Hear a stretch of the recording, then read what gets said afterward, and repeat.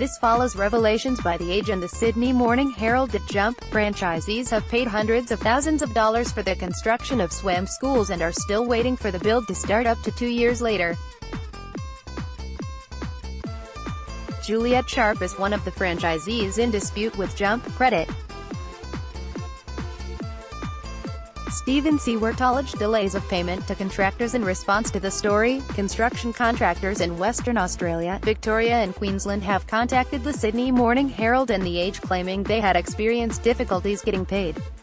Some contractors have had judgment entered against Jump. The allegations are vigorously denied by Jump, which insisted it has not been delaying payments, though it says has been forced to hold off on final installments. In some cases because of the difficulty getting certification sign-offs for works, particularly in Western Australia. "We're not delaying the payment, there's just a delay in having the certifier," Foundry and Campbell said. Mr. Campbell said he doesn't see payment times as a systematic issue within the business.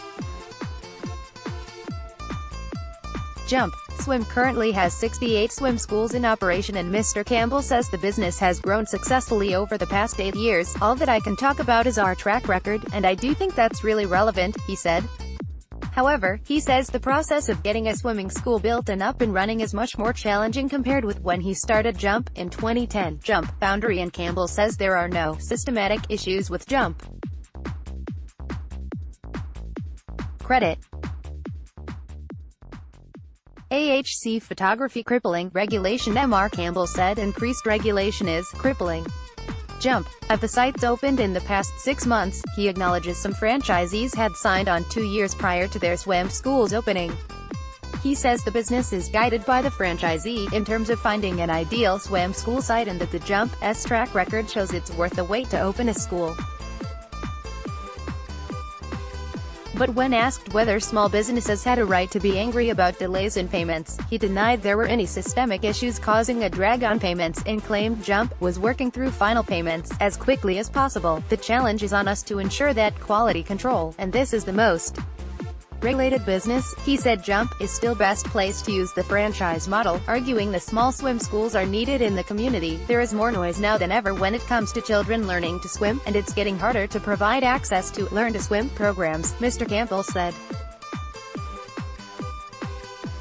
Alleged outstanding bills. One of the businesses chasing payment from Jump is SiewertAlleged, which completed a job worth more than $80,000 to build the Browns Plain Swim School in Queensland in the middle of 2018. Owner Scott Marks has lodged proceedings at the Queensland Civil and Administrative Tribunal (QCAT) over the build, said close to $25,000 of the bill is still outstanding. The project was finished in August and the swim school opened soon after, Mr. Marks said. Mr. Marks said he felt compelled to finish the build because the franchisee was so desperate to open her business.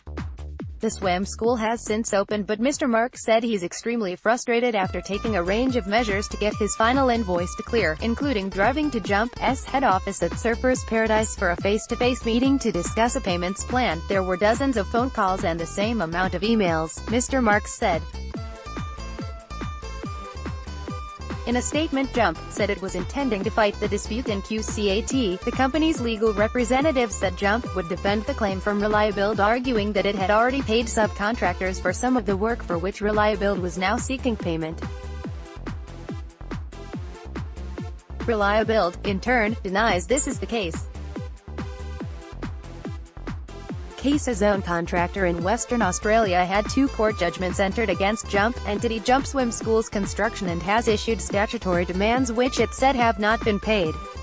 Lawyer Shane Brown of Lateral Legal represents the contractor and said the non-payment means the entity is presumed to be insolvent and may be wound up.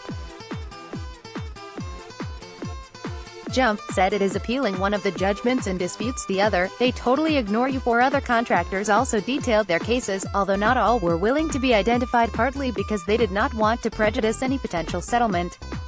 Lodingoni Melbourne electrician says he's chasing thousands of dollars after completing the majority of a commissioned job. "We did 90% of the work," the business owner said. "They've got absolutely no regard for you. They totally ignore you and think it's going to go away." Perth plumbing business Baywood said Jump needs to be named and shamed, with the company frustrated over an outstanding bill for $29,000 from works done in October. They just palm me off, and every time you ring up there's a different reason for the delay, owner Jimmy Meyer said. Jump said it has been waiting on documentation from a certifier that Baywood's work had been completed before final payment is made. It's understood the inspection of the works was done in November 2018. I wanted to bend over backwards to make their lives easier, Mr. Myers said of Jump and its franchisees.